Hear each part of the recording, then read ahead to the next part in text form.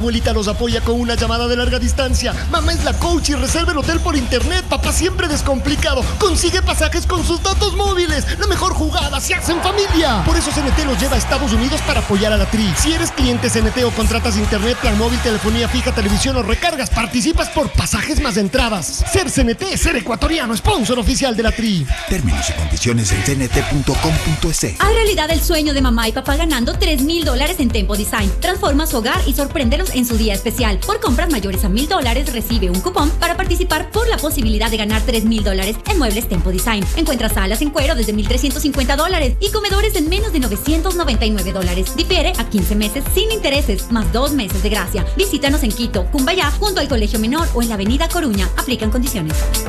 Fin de espacio promocional y publicitario. La revista de opinión Democracia, buscando la verdad en todas partes.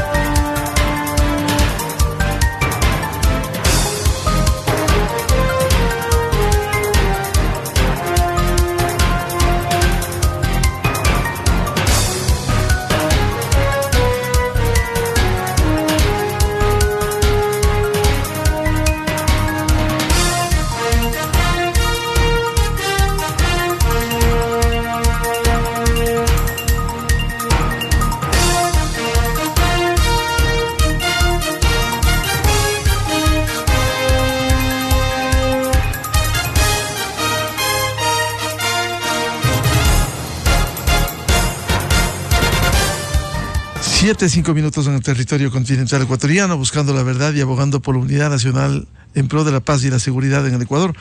Queremos saludar a nuestro siguiente invitado, el doctor Henry Cucalón, ex ministro de Gobierno, ex asambleísta.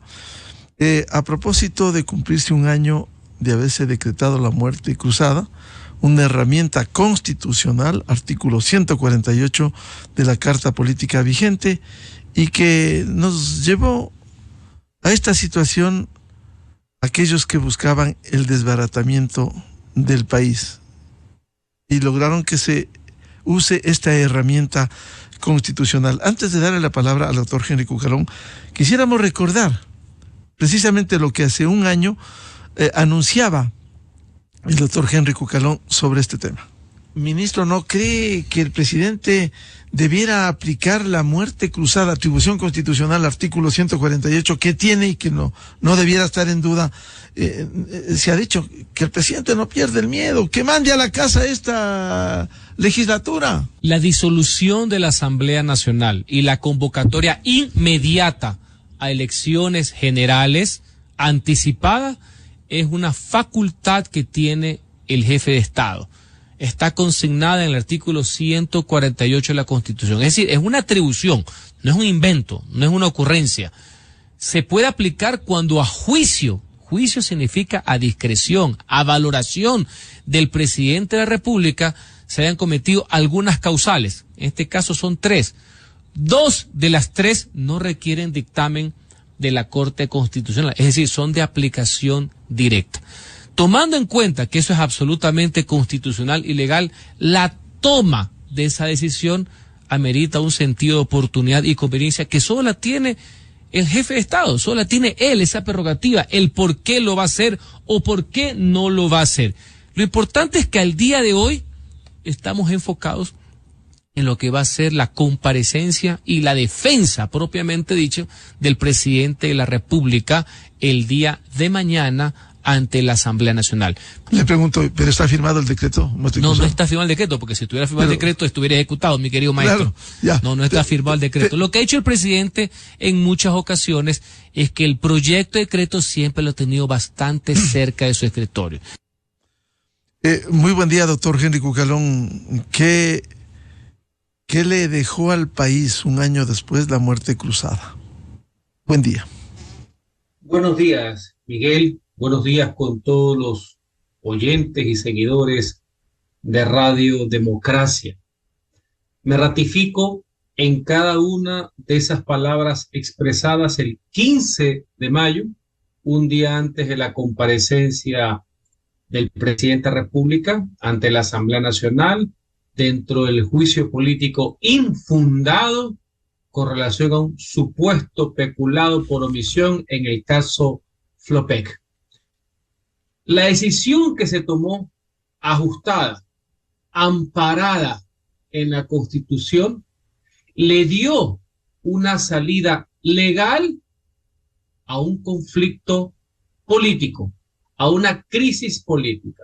Y lo más importante es que el mismo pueblo ecuatoriano, que es el dueño de la voluntad de una democracia, fue el que tomó las riendas, porque la disolución de una asamblea va de la mano con un anticipo de elecciones generales. Hubo una salida democrática, no la que querían los conspiradores, cuyo juicio político era un mero pretexto para la toma del poder, y que sea el pueblo el actor del proceso, no los conspiradores. Y adicionalmente, esta aplicación inédita de esta figura constitucional se hizo en paz y en tranquilidad. Porque recordemos que cierto grupo de conspiradores amenazaba con que aquí iba a haber relajo, anarquía, violencia en las calles del país, y el hecho cierto fue que no se rompió ni un solo vidrio en la República, lo cual es correcto, porque un gobierno debe garantizar el orden, la paz y la estabilidad en beneficio de los ciudadanos. Que hay al día de hoy, después de ese proceso, un gobierno legítima y legalmente constituido, así no le gusta el presidente de México. El pueblo adoptó una decisión, vivimos en democracia y fue el pueblo que dio la solución a él. Hoy, un año después, tenemos otros problemas porque así de dinámica es la política ecuatoriana. Doctor Cucalón, un año después, ¿cómo le ve al país? Luego de la muerte cruzada vinieron las elecciones, vino el asesinato de Fernando Villavicencio y estamos en las condiciones actuales ya mirando a los comicios presidenciales y legislativos de febrero del próximo año. Como usted lo ha dicho, en democracia, porque eso era un anticipo de elecciones para culminar el periodo 21-25. Y aquí con una reflexión, yo con los años que tuve el legislador, no es un tema que la disolución de la asamblea sea algo que se pueda operar en cada momento, inclusive está totalmente arreglada. Ojalá que no se deba recurrir a eso. Ojalá que la sociedad, ojalá que la clase política no lleve a esto, a la situación al filo. Creo que debe haber otro tipo de alternativas. Lastimosamente, cierta clase política que estaba representada en la Asamblea Nacional, largo, la peor del retorno a la democracia. Esta, siendo mala, es un poco mejor que la anterior. Llevó a tensar demasiado la cuerda.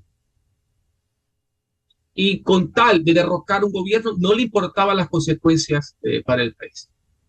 Insisto, hoy tenemos un gobierno que fue elegido en las urnas, inclusive una asamblea donde repitieron algunos de los asambleístas que fueron parte de la asamblea disuelta, pero elegidos por el pueblo.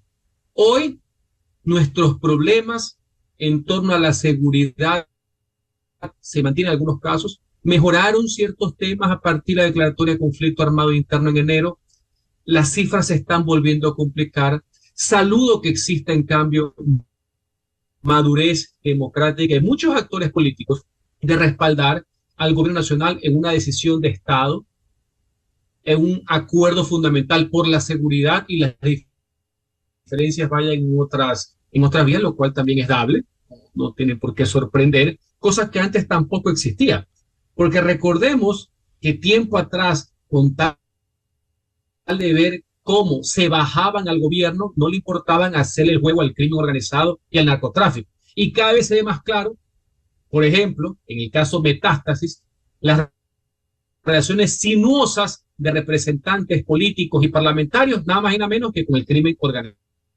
Sus intereses que no son los del país, sino la de los delincuentes, la de los criminales, la de los terroristas, por poner un ejemplo.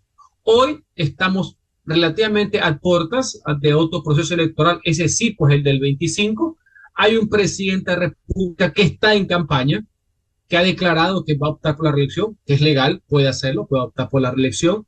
Y bueno, el tema estaría hasta qué punto las decisiones que va a tomar el gobierno son en función de los grandes intereses de la patria a mediano y largo plazo para favorecer a la clase media y los pobres, o solamente un tema de coyunturas o de encuestas para que no le afecte a su reelección. ¿Esto no genera una suerte de incertidumbre cuando no ha habido estabilidad política y democrática en el país, doctor Cucalón?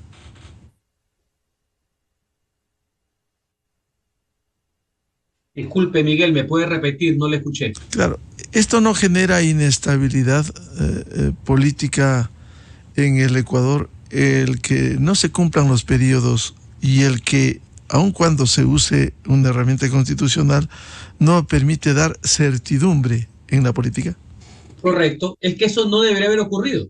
No deberían haber ocurrido los 4 intentos de derrocamiento y golpe de Estado y algunos camuflajes y disfraces de control político, en el cual yo creo, para la aclaración, nadie está por encima del control ni legal ni político. Es que no deberíamos llegar a esto. Coincido plenamente con su reflexión, ni en la actitud parlamentaria. El hecho que se haya tenido que utilizar una herramienta constitucional no significa que eso per se es notable. Nunca se había creado la situación. Uno debe ejercer la oposición con responsabilidad y con racionalidad. Y también quien detenta el poder, inclusive cuando lo ha hecho y ha accedido al mismo de forma democrática, debe también ejercerlo democráticamente. Esa es la democracia por ejercicio. Entonces no deberíamos llegar a estas situaciones. En eso yo no tengo ninguna discusión.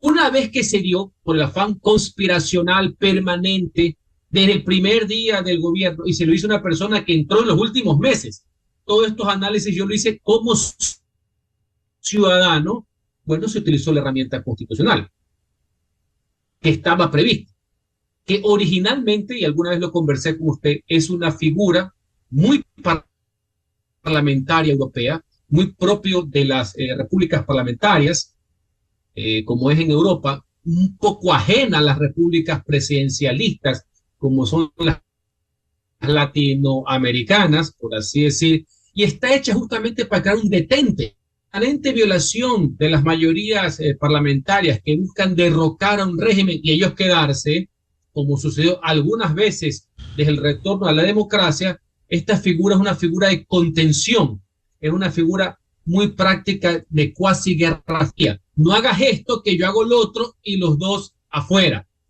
Insisto, era una medida de excepción, pero ya que lo llevaron al filo, y no solamente por enjuiciar, más allá que nunca hubo fundamento alguno, y sin perjuicio de las narrativas, porque en las narrativas pusieron causales que finalmente no fueron las aprobadas por la Corte, que también dejó mucho que desear con su fallo, porque lo hicieron en base a un hecho falso, valgo la aclaración. En los próximos días va a salir un libro al respecto donde se pone en detalle esta situación, pero bueno, que lo que querían el caos y ver a quién ponían inclusive de jefe de Estado, ni siquiera en algunos casos por sucesión, sino a la antigua usanza, quien más ladino hubiera sido con los detentadores del poder político al menos. No se sorprenda que una de las alternativas hubiera sido ese mequetrefe que tenían ahí de presidente de la Asamblea Nacional en ese momento. Claro, el país ya no se acuerda, pero hay que repetir para el registro histórico el señor Virgilio Saquicela. Exactamente. Ahora, ¿qué lecciones deja a futuro esto, doctor Cucalón?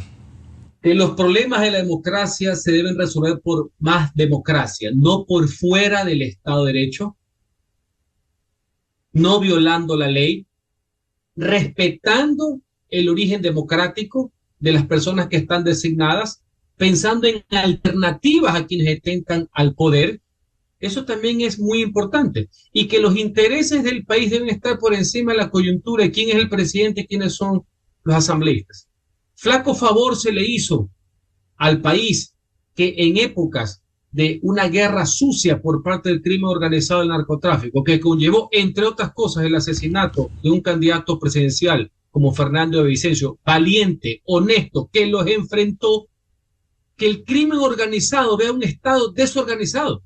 Yo no digo que no existan críticas, no digo que no exista control político, y si hay causales que hay juicios políticos a los ministros, a los presidentes, pero aquí se inventaron todo para generar un vacío con tal de satisfacer intereses inconfesables, mientras cada vez el crimen organizado y el narcotráfico se quería apoderar de la república como tal, de la sociedad como tal.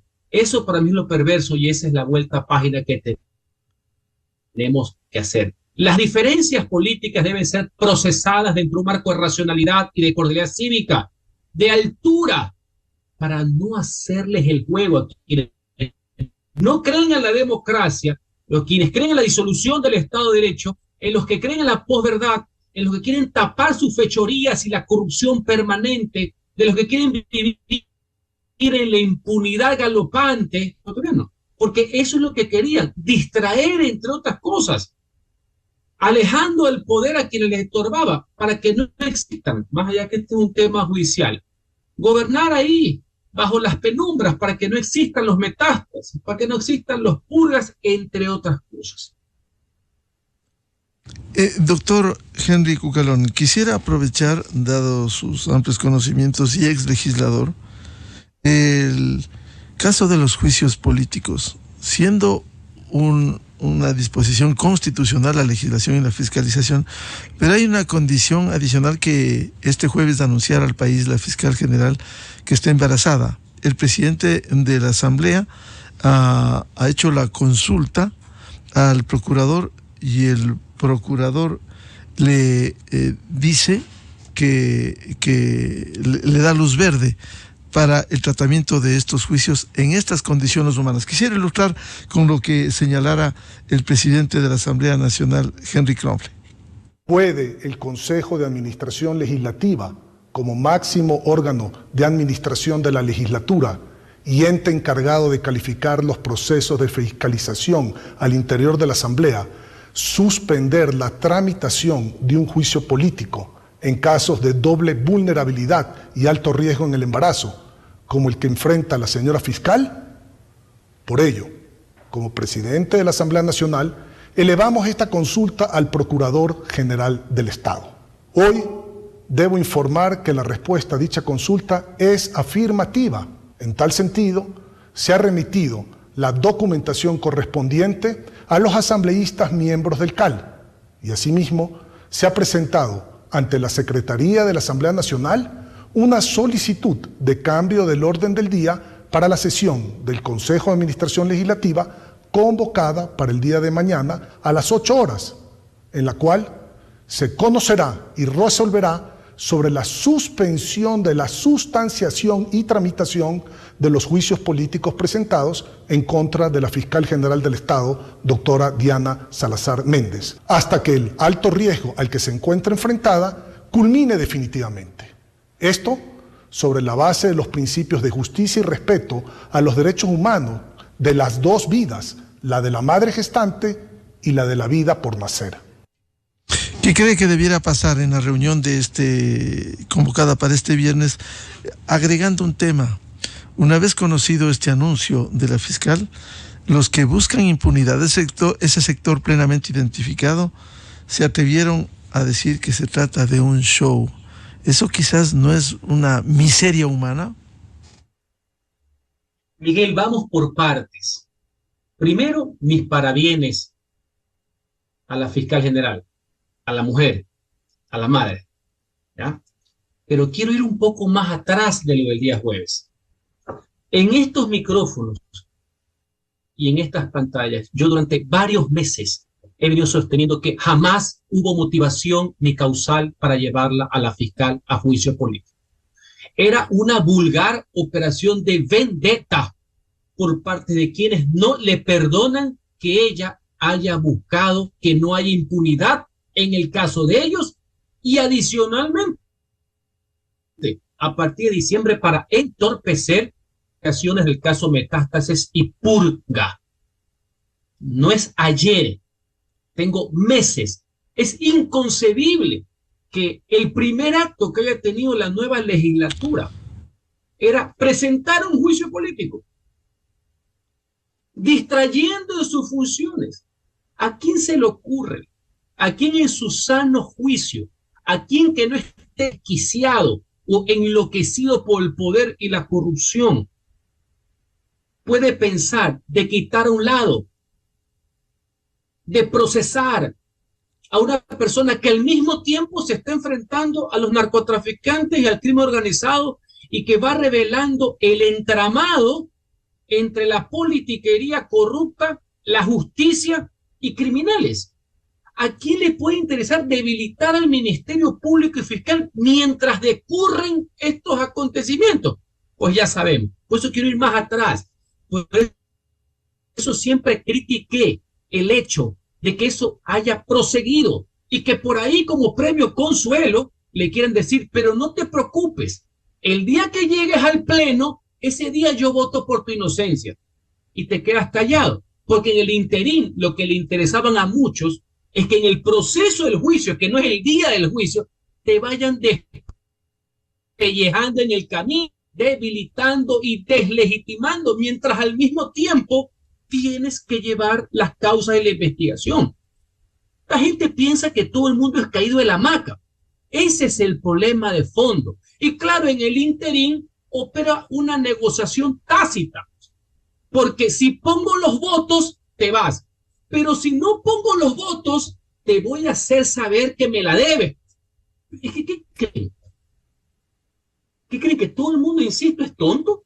¿Que no saben cómo se opera? Entonces, ese es el antecedente. Esta semana sucedieron dos cosas más, Miguel, porque hay que ir hacia atrás para llegar a lo de ayer en la tarde.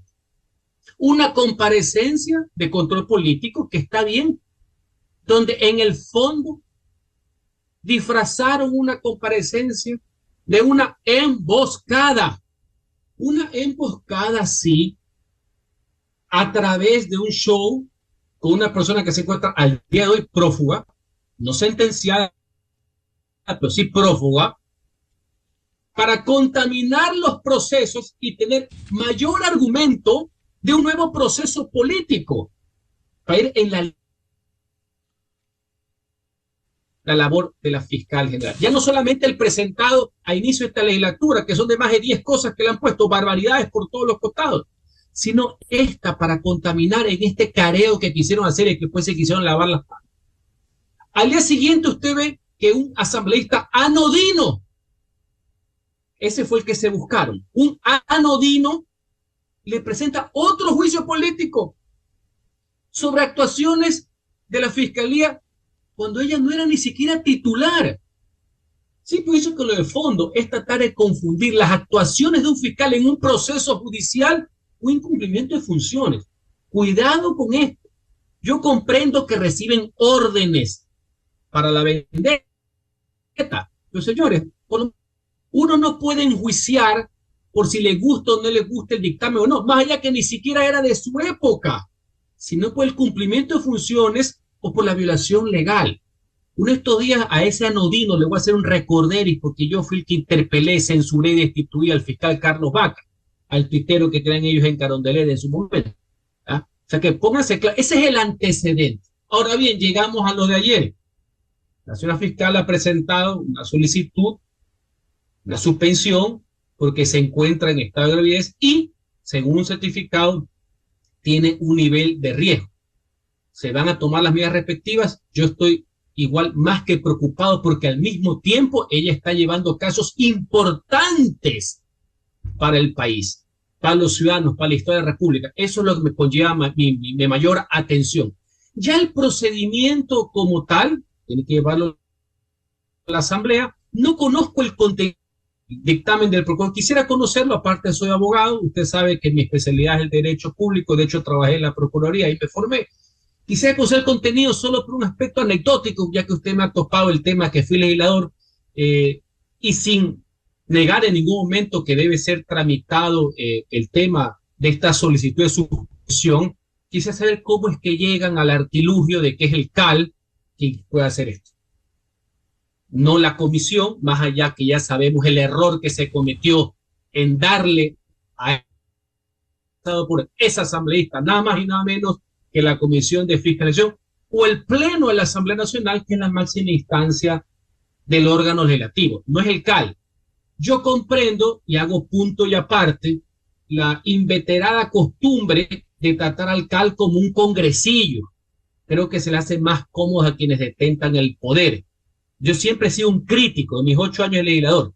Yo siempre he entendido que el CAL es para comprar impresoras y para comprar carros, pero también entiendo que de vez en cuando le sirve para hacer todo. Están creando un precedente también en este sentido, porque cuando quieren, algunos, y esto tiene varias legislaturas, no es de ahora, por si acaso, el CAL pues solo hacen checklist, no es para nada. No revisan los juicios, no analizan nada, es casi un ventanillero, por así decir, solo son tramitólogos, y cuando quieren son sustanciadores. Cuando quieren ya son un mini congreso, mini corte, analizan, resuelven, etcétera, ¿no? Se la dejo. En todo caso, lo importante es que se dé análisis al respecto, que se vea la condición de vulnerabilidad y para el país, que le vaya bien a la fiscal general, que se proteja su vida porque tiene que enfrentar, más allá que esos diputados que dan es pena y que hacemos cuál es su presión. El verdadero problema de la fiscal no son esos vagonetas que están en algunos casos, pues hay gente que sí está trabajando y está haciendo muy buen trabajo legislativo, no hay que generalizar, sino afuera, a los criminales, a los narcotraficantes y a los operadores políticos que alcahuetean esos dos. Doctor Henry Cucalón, y un tema final por ahora que nos ha ilustrado de estos temas, ¿qué le parecería? ¿Deben ser sancionados los actores y no solo la presidenta de la Comisión de Fiscalización que pretendieron presentar a un prófugo de la justicia, a un perseguido por la justicia y hacerle un careo en esta emboscada a la fiscal general? ¿Acaso el artículo 170 de la Ley Orgánica de la Función Legislativa no da la atribución al cometerse faltas administrativas graves y hacer uso indebido de las instalaciones de la Asamblea que lesionen el prestigio de la institución?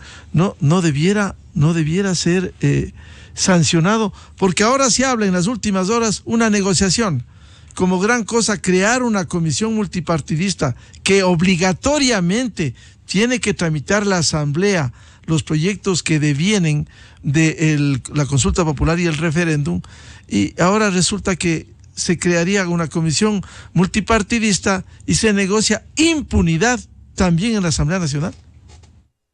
Una vez más por parte de don Miguel, en ese tema de la emboscada, para llegar a esa orden que les dieron para operar la vendetta, han machucado todos los procedimientos parlamentarios.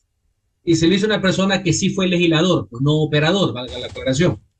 Y ojo, ustedes los medios de comunicación, chequeen no solamente las asistencias de los asambleístas al pleno. La labor más importante que tiene un legislador son en las comisiones, ¿eh? Hay que verificar siempre el registro de asistencias de los legisladores en las comisiones. Es donde verdaderamente se trabaja cotidianamente varias veces a la semana. Y como conozco el procedimiento,